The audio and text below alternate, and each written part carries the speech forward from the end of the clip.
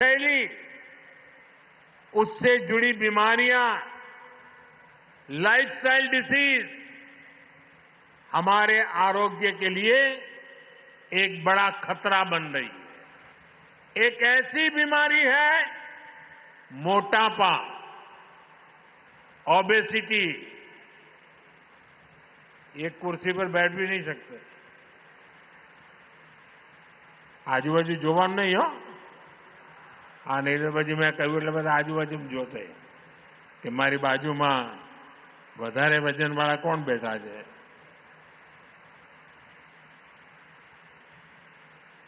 ये मोटापा जो आज दूसरी कई बीमारियों की वजह बनती जा रहा है. अभी हाल ही में मोटापे की समस्या पर एक रिपोर्ट आई है. ये रिपोर्ट कहती है कि 2050 तक 44 करोड़ से ज्यादा भारतीय मोटेपन, ओबेसिटी की समस्या से ग्रस्त हो जाएंगे. नमस्कार साथियों, 2050 तक भारत के आबादी के 44 करोड़ लोग जो है ओबेसिटी यानी मोटापे का शिकार हो जाएंगे. इस बात का खुलासा खुद जो है प्रधानमंत्री नरेंद्र मोदी ने सिलवासा के एक जनसभा को संबोधित करते हुए कहा. उन्होंने कहा कि एक मेडिकल रिपोर्ट के अनुसार भारत के 44 करोड़ लोग जो है वो 2050 आते आते जो है मोटापे का शिकार हो जाएंगे. तो पहले प्रधानमंत्री नरेंद्र मोदी के इस पूरे भाषण को सुनिए कि मोटापे को लेकर के उन्होंने कितनी चिंता जताई और साथ में इससे बचने के कुछ अचूक उपाय भी उन्होंने बताए. तो पहले प्रधानमंत्री नरेंद्र मोदी के इस पूरे भाषण को सुनिए. मोटापा, ओबेसिटी. एक कुर्सी पर बैठ भी नहीं सकते. આજુબાજુ જોવાનું નહીં હો. આ નહીં તો પછી મેં કહ્યું એટલે બધા આજુબાજુ જોશે કે મારી બાજુમાં વધારે વજનવાળા કોણ બેઠા છે.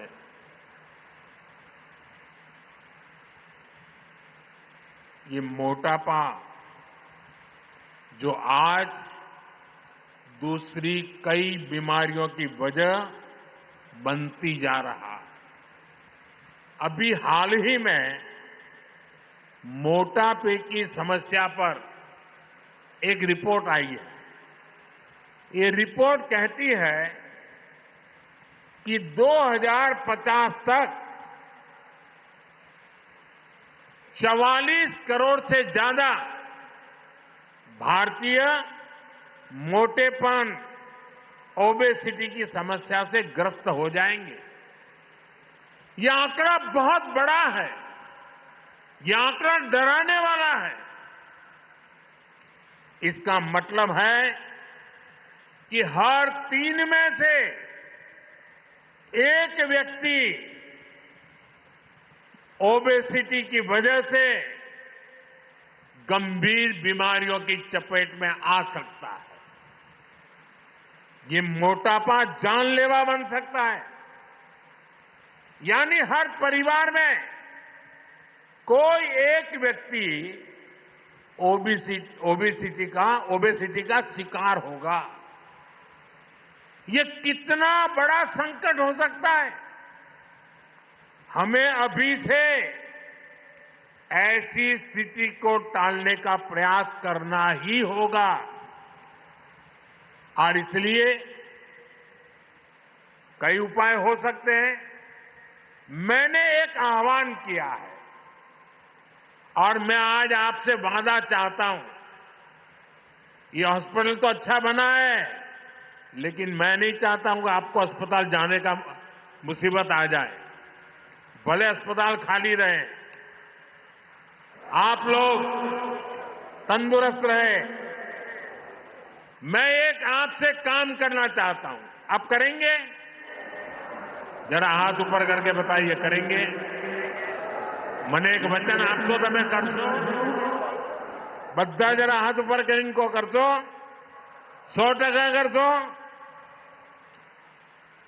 આ શરીરનું વજન વધ્યા કરે ને જાડા જાડા થતા જઈએ ને એમાંથી બચવા માટે એક નાનકડો ઉપાય हम सभी को अपने खाने के तेल में 10% की कटौती करनी चाहिए। हमें हर महीने 10% कम तेल में काम चलाने का प्रयास करना है। यानी हर महीने जितना खाने का तेल लेते हैं अभी से 10% कम खरीदना तय कर लो। बोलो 10% तेल ओछું વાપરવાનો વચન આપો છો? બધા હાથ ઉપર કરીને બહેનો કે ખાસ તો ભલે ઘરમાં ઠપકો ખાવો પડે પણ ઓછું કરશો? પક્કો? मोटापा कम करने की दिशा में ये एक बहुत बड़ा कदम होगा। इसके अलावा हमें एक्सरसाइज को अपने जीवन का हिस्सा बनाना होगा।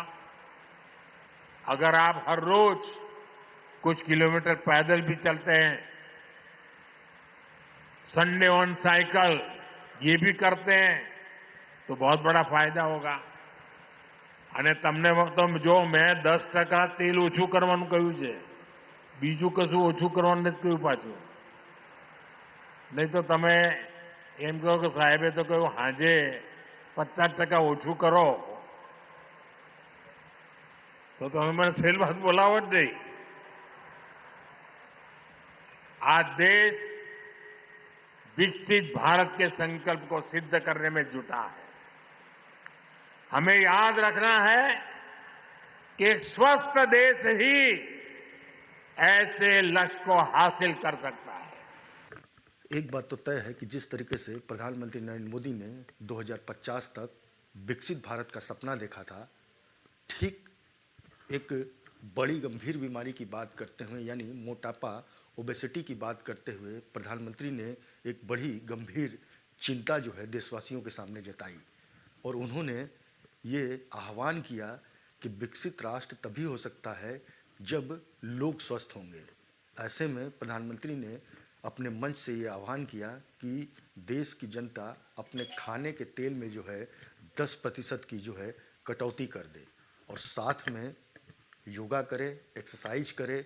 अगर वो कुछ भी नहीं कर पाते हैं तो कुछ किलोमीटर तक जो है पैदल चलें। जो उनकी अपनी खुद की दिनचर्या है उस दिनचर्या का विशेष रूप से ख्याल रखें कि उसमें अपने फिजिकल वर्किंग का वो कितना समय निकाल पा रहे हैं। एक बात तो स्पष्ट है कि प्रधानमंत्री नरेंद्र मोदी भारत में बढ़ते मोटापे की बीमारी को लेकर के काफ़ी चिंतित है और उन्होंने ये भी कहा कि मोटापा एक ऐसी बीमारी है जो कई तरीके की बीमारियों को जो है जन्म देता है। तो साथियों, हमारा वीडियो अगर आपको पसंद आया होगा तो इसको लाइक करिएगा, शेयर करिएगा और चैनल को सब्सक्राइब भी करिएगा। नमस्कार।